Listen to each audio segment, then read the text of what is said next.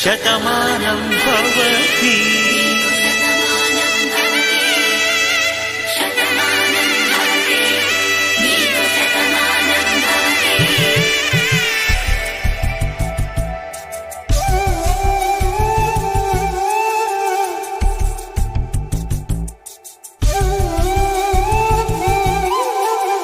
ఒక ఒంట్లోనే కాపురమున్న శివుడు పార్వతీ